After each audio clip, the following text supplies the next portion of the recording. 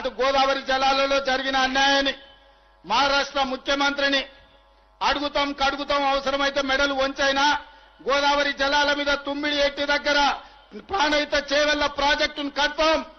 ఖచ్చితంగా భారతీయ జనతా పార్టీ నాయకులు కూడా మీరు అనుకుంటున్నారేమో, తమాషా అనుకుంటున్నారేమో, మిమ్మల్ని ఆదిలాబాద్ మెదక్ అదే విధంగా నిజామాబాద్ కరీంనగర్ లో మీరు ఎంపీలుగా ఉంటాం అనుకుంటున్నారేమో.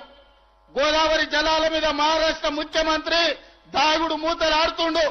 చర్చలకు రమ్మంటే రాకుండా పారిపోతున్నాడు. ఎన్ని రోజులు వారిపోతారు? మిమ్మల్ని ఊరు నుంచే తరిమే రోజు వస్తుంది. మర్యాదగా మహారాష్ట్ర ముఖ్యమంత్రిని చర్చలకు పట్టుకురండి. గోదావరి జలాల మీద తుమ్మిడేటి దగ్గర ప్రాజెక్టు కట్టి 100 టీఎంసీల నీళ్లు తీసుకొచ్చి శ్రీపాద ఎల్లంపల్లిలో పోసి ఆదిలాబాద్ కరీంనగర్ నిజామాబాద్ మెదక్ వరకు రైతాంగ కష్టాలు తీర్వడానికి పక్కా ప్రణాళికతో ముందుకు పోదాం. గోదావరి జలాల సమస్యను పరిష్కరించుకుందాం. ఇక కృష్ణానది జలాలు 60 ఏండ్ల నుంచి రావణ కాష్టం లాగా రగులుతుంది. 60 ఏండ్ల నుంచి రాయలసీమలతో కొట్లాడాలి, ఆంధ్రలతో కొట్లాడాలి, గుంటూరు గుడివాడతో కొట్లాడాలి. ఈ సమస్యకు శాశ్వత పరిష్కారం వద్దా? పరిష్కారం కావాలంటే చర్చలు చేయాలనా లేదా? ఇవాళ మనం మాట్లాడినప్పుడల్లా చంద్రశేఖరరావు దానికి అడ్డం పడతాడు. తిర్రి మాటలు మాట్లాడతాడు, ఎర్రి మాటలు మాట్లాడతాడు. అట్లెట్లా మాట్లాడతారంట. భగవంతోనైనా పక్క దేశంతోనైనా సమస్యలు ఉన్నప్పుడు చర్చలు చేయకుంటే ఎప్పుడైనా పరిష్కారం అయినాయా? ఆలి పంచాయతీ అయినా పాలి పంచాయతీ అయినా ఓ పెద్ద మనిషిని పెట్టుకొని పంచాయతీ ఎంచుకుంటామా లేదా? రైతాంగ సోదరులారా మీరు ఆలోచన చెయ్యండి. ఇవాళ ఎక్కడైనా ఏ సమస్యకైనా చర్చలు లేకుండా పరిష్కారం జరుగుతాయా? పక్క రాష్ట్రంతో నేను చర్చలు చేస్తా అంటే నా మీద బురద జల్లాలనే ప్రయత్నం చేస్తున్నాను.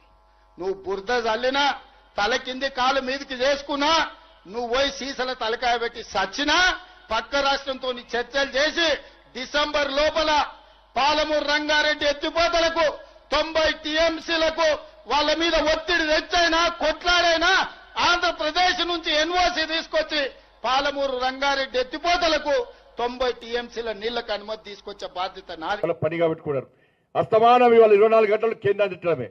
ఇవాళ రాష్ట్ర ప్రభుత్వం తెలంగాణ రాష్ట్రం అభివృద్ధి చెందాలంటే కేంద్రంతో సమన్వయం పాటించాలి. ఒక మంచి ఆలోచనతో ముందు ప్రయత్నం చేయాలి. కానీ ప్రధానమంత్రిని కలవడానికి పోతారు, ప్రధానమంత్రి తిట్టిపోతారు. ఇక్కడ అవి మీడియాలో పోతే ప్రధానమంత్రికి పోతాయి. కేంద్ర మంత్రులు కలవడానికి పోతారు, కేంద్ర మంత్రులను విమర్శించి ఇష్టానుసారంగా శాపనార్థాలు పెట్టి కేంద్ర మంత్రులను కలుస్తారు. ఏ విధంగా నిధులు వస్తాయి? ఇవాళ సిగ్గుండాల రాష్ట్ర ప్రభుత్వానికి ప్రతి సంవత్సరం కూడా పంట కొనుగోలు సందర్భంలో ముందుగా పంట వేసుకునే సందర్భంలో కేంద్ర ప్రభుత్వం అన్ని రాష్ట్రాలతో ఒక సమీక్ష నిర్వహిస్తుంది. ఒక సమీక్ష నిర్వహించి ఈ సంవత్సరం మీ రాష్ట్రం నుంచి ఎంత ప్రొక్యూర్మెంట్ అవసరం ఉంటుందో కేంద్ర ప్రభుత్వం నివేదికలు ఉంటుంది. ఆ నివేదికల ప్రకారం కేంద్ర ప్రభుత్వం కొనుగోలు ప్రారంభిస్తుంది. కానీ దీన్ని పడుచుకోకుండా రాష్ట్ర ప్రభుత్వం ప్రణాళిక లేకుండా కొనుగోలు ప్రారంభించకుండా ఇవాళ కేంద్ర ప్రభుత్వం కొంటలేదు, కేంద్ర ప్రభుత్వం కొంటలేదంటే కేంద్ర ప్రభుత్వం కొంటుందా కొంటుంది స్పష్టం చేయండి. కేంద్ర ప్రభుత్వం కొంటలని చెప్పి లేఖ రాయండి. ఇవాళ కేంద్ర ప్రభుత్వం కొనుగోలు కొనకుంటే రాష్ట్ర ప్రభుత్వం రూపాయి బిల్లు లేదు మీ దగ్గర. రోజువారీ కార్యక్రమాలకే ఇవాళ మీకు అద్దెకెత్తలేదు మీ దగ్గర. ఇవాళ డిఎల్ ఇస్తలేరు, పిఆర్సీ అమలు చేస్తలేరు, ఉద్యోగాలు ఇస్తలేరు, నిరుద్యోగులు ఇస్తలేరు, 6 గ్యారెంటీలు అమలు చేస్తలేరు. మీ ప్రభుత్వం నడవడమే కష్టం. ఇక్కడ ప్రభుత్వం నడవడం కష్టం, కానీ ఢిల్లీకి మూటలు అప్పయ్యడం మాత్రం సక్సెస్ అవుతుంది కాంగ్రెస్ పార్టీ ప్రభుత్వం. భారతీయ జనతా పార్టీని టార్గెట్ చేసి ఇలా విమర్శించే ప్రయత్నం చేస్తున్నారు. ఇలా కాళేశ్వరం విషయంలో మహారాష్ట్ర ప్రభుత్వం మనకు సహకరించిన విషయాన్ని రాష్ట్ర ముఖ్యమంత్రి గారు మర్చిపోయినట్టున్నారు. కాళేశ్వరం విషయంలో ప్రాణహిత చెవుల విషయంలో కానీ ఇతర ప్రాజెక్టుల విషయంలో పక్క రాష్ట్రంతో ఇబ్బందులు ఉంటే కలిసి కూర్చొని మాట్లాడుకునేటువంటి ప్రయత్నం చేయాలి. ఈ రాష్ట్ర ముఖ్యమంత్రి అపాయింట్మెంట్ అడిగితే రాష్ట్ర ముఖ్యమంత్రి ఇయ్యారట. కిషన్ రెడ్డి గారు అపాయింట్మెంట్ ఇప్పారట.